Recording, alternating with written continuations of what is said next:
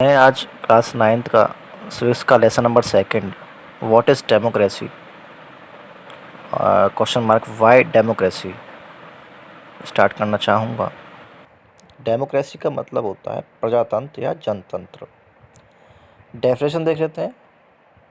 Democracy is a form of government in which the rulers are elected by the people, यानी लोग अपने ruler को खुद चुने।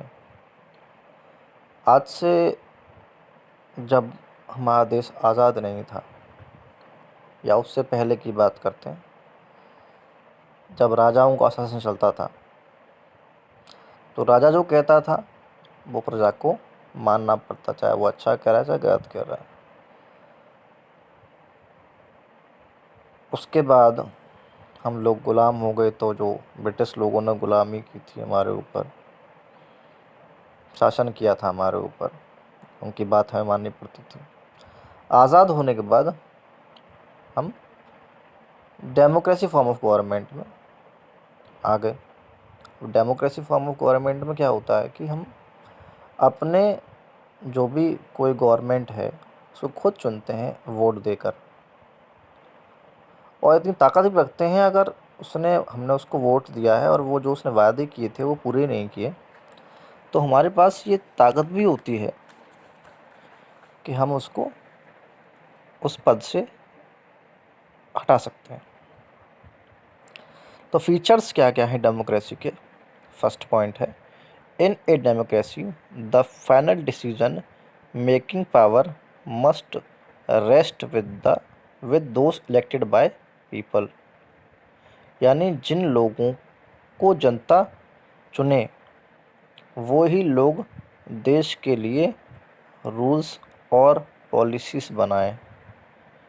लेकिन बहुत सारे देश में ऐसा नहीं होता है, जैसे पाकिस्तान है, चाइना है, मेक्सिको है, इनमें वो चीज़ नहीं होती है। जिस हमने जिन नेताओं को चुना है, यानी वोट देने के बाद जिनको चुना है, उन्हीं रूलर्स को ये हम जनता, जो लोग हैं, वो अधिकार देते हैं कि जो भी कोई नियम है या कानून है वो हमारे हित के लिए बनाएं।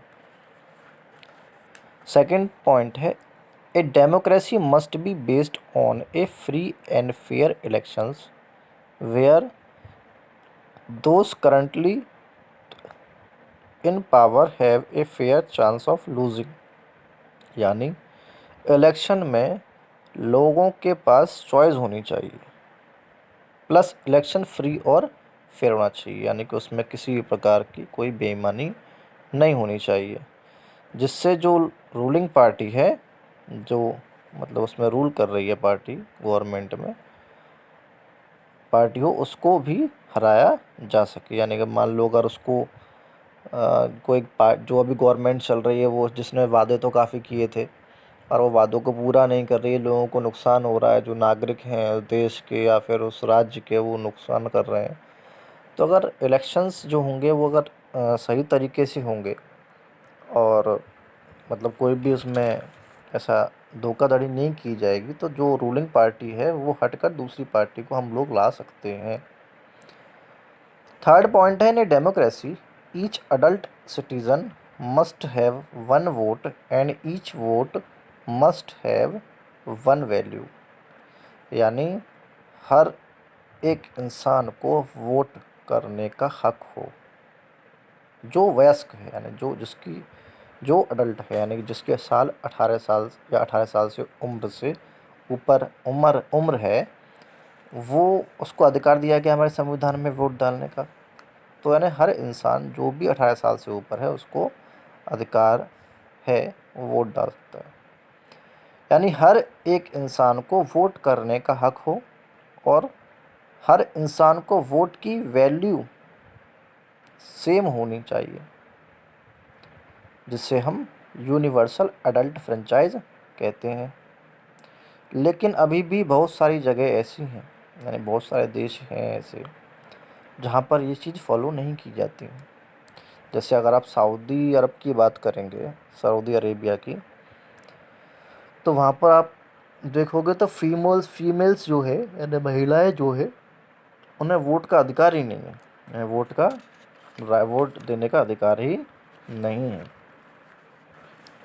फोर्थ, और भी बहुत सारे कंट्रीज़ हैं।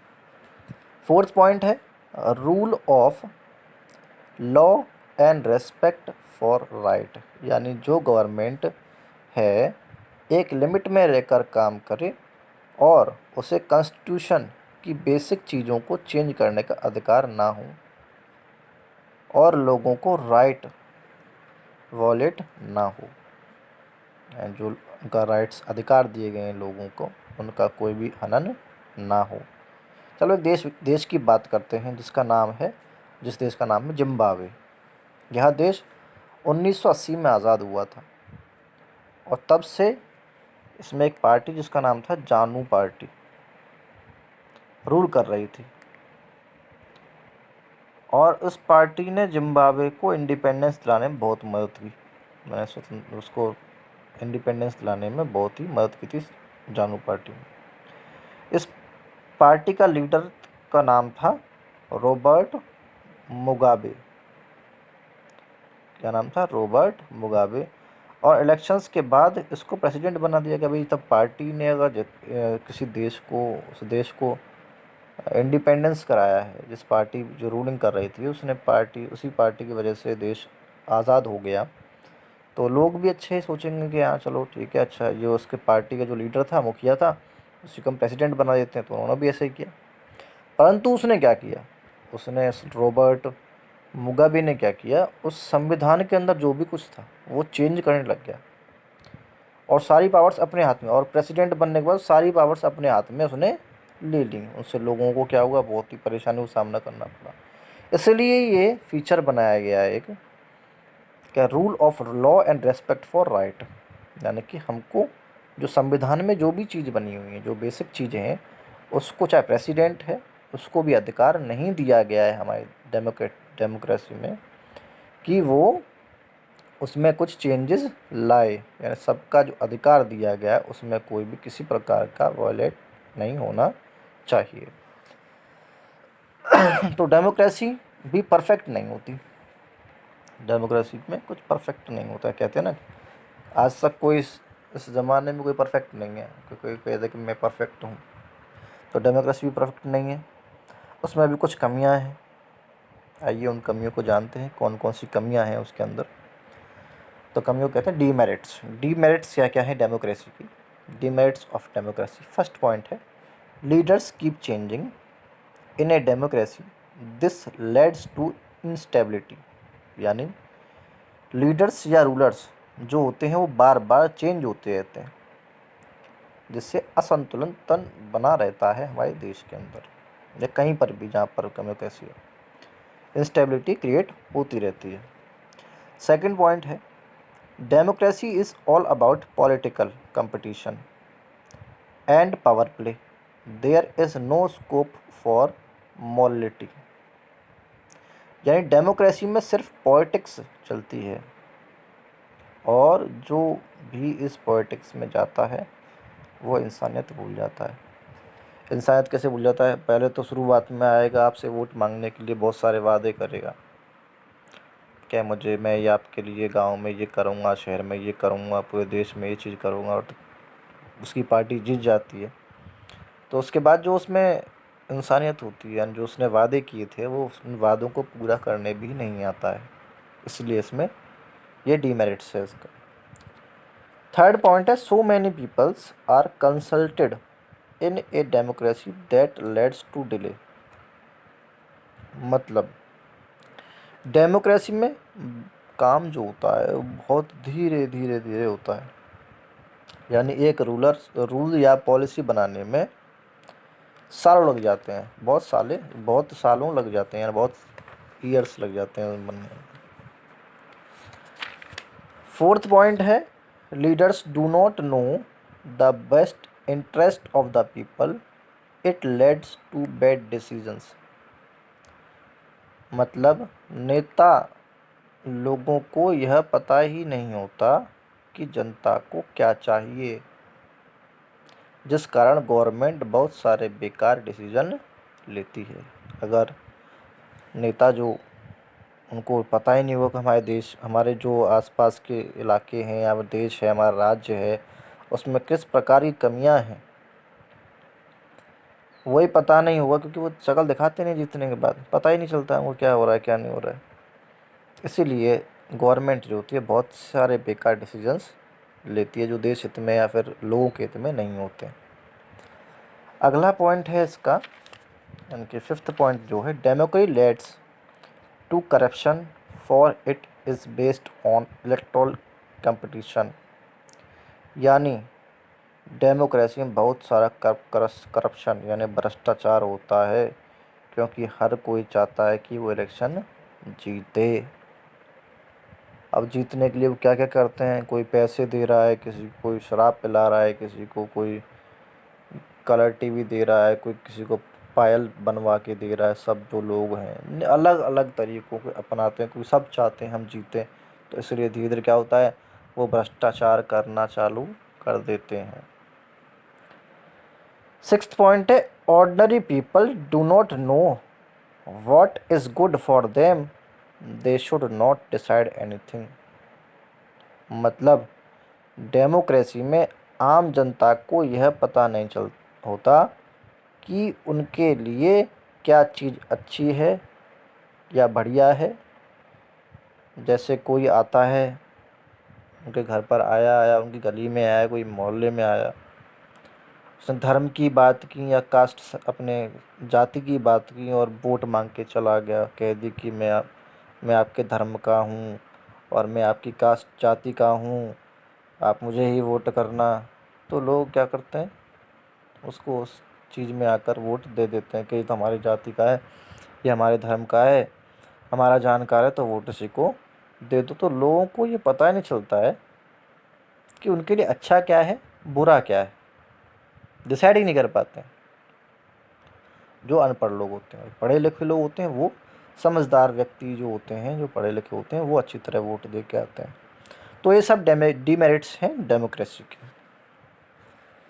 अब कुछ मेरिट्स भी होते हैं। मेरिट्स ऑफ डेमोक्रेसी के बारे में जानते हैं। इट इज़ मोर अकाउंटेबल, यानी फर्स्ट पॉइंट है इसका मेरिट्स ऑफ डेमोक्रेसी का, इट इज़ मोर अकाउंटेबल, यानी डेमोक्रेसी में गवर्नमेंट बहुत ज़्यादा अकाउंटेबल होती है, क्योंकि नेता लोग को जनता को जवाब देना होता है कि उन्होंने पिछले 5 साल में जनता के लिए क्या किया। अगर वो कुछ काम नहीं करेगी गवर्नमेंट, तो लोग उनको वोट नहीं देंगे। इसलिए डेमोक्रेसी का फर्स्ट मेन पॉइंट है, इट इज़ मोर अकाउंटेबल। उनको सारा कुछ दिखाना पड़ता है लोगों को कि आपने हमारी पार्टी को वोट दिया था तो हमने आपके लिए ये किया, इतना पैसा यहाँ पर लगाया, इतना पैसा ये लगाया। तो इसलिए लोगों को जवाब देने के लिए वो हर कार्य को करते हैं और काम भी होता है। सेकंड पॉइंट है, it improves the quality of decision as decisions are taken after a long discussion and consultation। यानी डेमोक्रेसी में आपको हम पहले बताया था डीमेरिट्स के अंदर, यानी डेमोक्रेसी में डिसीजन बहुत स्लो होता है, क्योंकि बहुत सारे लोग मिलकर डिसीजन बनाते हैं। स्लो प्रोसेस होता है, परंतु फ़ायदा भी होता है इसका। लेकिन इसका एक प्लस पॉइंट ये है कि बहुत सारे लोग डिसीजन बनाते हैं, इसलिए डिसीजन बहुत सोच समझ कर लिया जाता है और जनता के लिए बहुत ही फ़ायदेमंद होता है। डीमेरिट्स और मेरिट्स को कंपैरिजन किया तो डीमेरिट्स जो हैं वो कम हैं, मेरिट्स ज़्यादा हैं, क्योंकि जो डिसीजन तो लेट होता है, डिसीजन क्या होता है वो लेट होता है, वो तो डीमेरिट है। पर अगर मेरिट की तरफ देखा जाए तो वो मतलब अच्छाई तरफ देखा जाए तो वो देखा जाएंगे कि वो लोगों के हित में होता है। टाइम तो लगता है, बहुत सारे लोगों को सोच समझ कर उस चीज़ को डिसीजन को लोगों के हित में लगाते हैं, जिससे फ़ायदा हो रहा है लोगों को। थर्ड पॉइंट है, it provides a method to deal with differences and conflicts. मतलब डेमोक्रेसी में डिफरेंट टाइप के लोग अपने असमानता या लड़ाइयों को बातों में सॉल्व करते हैं। यानी जो डेमोक्रेसी में है काफ़ी प्रकार के जो लोग होते हैं, जैसे मान लो हिंदू और मुस्लिम के लोग मान लेते हैं, उनका अलग अलग डिफरेंट कल्चर होता है। आप सभी को पता है कि हिंदू का कल्चर अलग है और मुस्लिम का कल्चर अलग है। जब कोई बात होती है तो हम लोग आपस में बात करके इशू को सॉल्व कर लेते हैं, इसलिए इंडिया में शायद ही कभी लड़ाई होती है। नेक्स्ट पॉइंट है, it's provides various rights like equality and help people live with dignity. यानी डेमोक्रेसी में हर इंसान को आदर और डिग्निटी से जीने का मौका मिलता है, यानी उसके पास बहुत सारे राइट्स हैं, जैसे इक्वलिटी, जिससे कारण वह बराबर होते हैं, चाहे वह अमीर हो या गरीब हो, सबके लिए बराबर है। लास्ट पॉइंट है, it is better form of government as it allows us to correct its own mistakes. सबसे बड़ा कारण डेमोक्रेसी का चुनने का यह है क्योंकि डेमोक्रेसी बाकी सभी प्रकार गवर्नमेंट से अच्छी है, क्योंकि यहाँ हम अपने आप को रूल करते हैं, जो होता है हमारी वजह से होता है, और जो गलती होती है हमारी वजह से होती है, और फिर हमें उन गलती को सुधारने का मौका भी मिलता है। डेमोक्रेसी में हम रूलर्स को चेंज कर सकते हैं। तो अगर हम कंपैरिजन करते हैं डीमेरिट्स और मेरिट यानी गुड और बैड में, तो बैड की जो चीज़ें हैं, डीमेरिट्स हैं, वो कम हैं और मेरिट्स ज़्यादा हैं। इसलिए हमारे देश में डेमोक्रेटिक फॉर्म ऑफ गवर्नमेंट चलती है, यानी कि मेरिट्स ज़्यादा हैं, अच्छाई चीज़ है ज़्यादा है। हमको काफ़ी चीज़ जो अभी आपको मैंने चीज़ें बताएं, काफ़ी पॉइंट बताए हैं, वो चीज़ ज़्यादा है। तो मैं आशा करता हूँ आपको यह सारा चैप्टर समझ में आ गया होगा। जो भी इम्पोर्टेंट पॉइंट मैंने आपको समझाए हैं, अगर आपको कोई परेशानी होती है उनमें, तो आप मुझे कमेंट करें, मैं आपका उत्तर ज़रूर दूँगा। धन्यवाद।